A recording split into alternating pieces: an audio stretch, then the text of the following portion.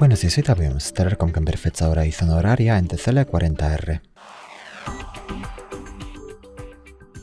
Para eso abrimos la aplicación Ajustes. Luego de aquí seleccionamos más abajo la pestaña Sistema. Y de aquí seleccionamos fecha y hora, en este caso es la quinta opción de la lista, fecha y hora. Y luego desactivamos esta opción y esta, para poder cambiar fecha, hora y más abajo zona horaria. Entonces pulsamos fecha, así cambiamos fecha, luego hay que pulsar aceptar para introducir el cambio. Con hora pasa lo mismo.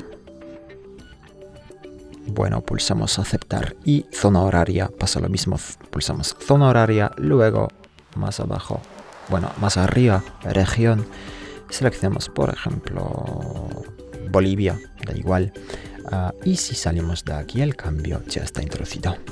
Muchas gracias por ver el vídeo, te invito a comentar abajo, suscribirte al canal, hasta luego.